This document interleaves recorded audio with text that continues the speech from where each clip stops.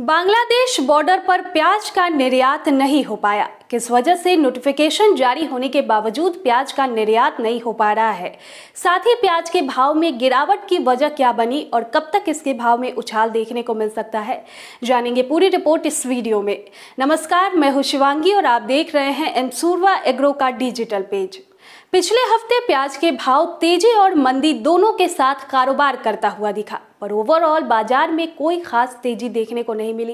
प्याज के भाव में बांग्लादेश एक्सपोर्ट खुलने की खबर से थोड़ी लिवाली देखने को मिली थी, पर वापस से इसके भाव में वैसा ही बाजार बना रहा।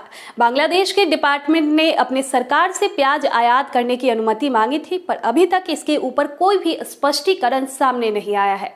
बांग्लादेश के इंपोर्टर की माने तो बकरीद से पहले प्याज आयात करने की संभावनाएं काफी कम जताई जा रही है, और अगर निर्यात होता भी है तो बस अगले बुधवार तक ही हो पाएगा। उसके बाद बकरीद की छुट्टी की वजह से सरकारी अवकाश होता है, जिस कारण बॉर्डर को पूरी तरीके से बंद कर दिया जाता है।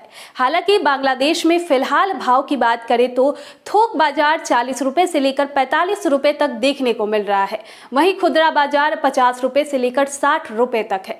इतनी तेजी रहने की वजह से ज्यादा दिन तक निर्यात को बंद नहीं रखा जा सकता है। अब प्याज के भविष्य की बात करें तो अगले हफ्ते घरेलू डिमांड के साथ निर्यात में भी डिमांड काफी अच्छी रहेगी।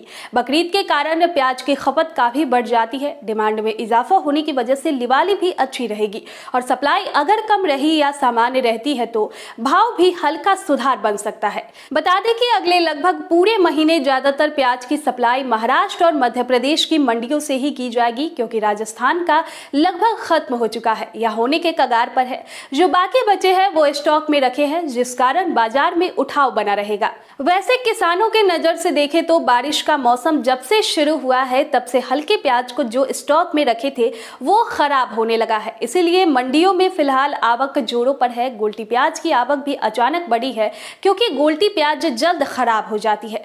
लेकिन अब अगले कुछ दिनों बाद आवक में हल्की कमी देखने को मिल सकती है। मंडियों में सुपर क्वालिटी की आवक बढ़ेगी, जिसके भाव पर भी असर देखने को मिलेगा। अब दूसरे नजरिया से ये कि अब किसान बारिश होने के बाद दूसरे फसल को में लग गए हैं। महाराष्ट्र में सोयाबीन और मक्के की खेती का समय आ चुका है, जिससे अब स्टॉक में रखे प्याज को सीमित दायरे में निकाला जाएगा। तो अब बात आती है प्याज के भाव में कब तक बम्पर तेजी आने की संभावना है। तो अच्छी तेजी के लिए बाजार में आवक का संतुलन होना काफी महत्वपूर्ण है। फिलहाल आवक कभी बहुत ज्यादा तो कभी बहुत कम आती है, और आवक संतुलन होने में अभी वक्त है। वक्त इसलिए भी क्योंकि सावन का महीना शुरू होने वाला है, जिसमें प्याज की खपत कम हो जाती है। अब ओवरऑल बाजार की बात करें तो बाजार में फिलहाल भाव डिमांड की वजह से तेजी पर ट्रेड कर सकती है। आगे कैसा बाजार रहता है आपको रिपोर्ट के जरिए जरूर बताएंगे। तब तक के लिए बने रहे हमारे साथ।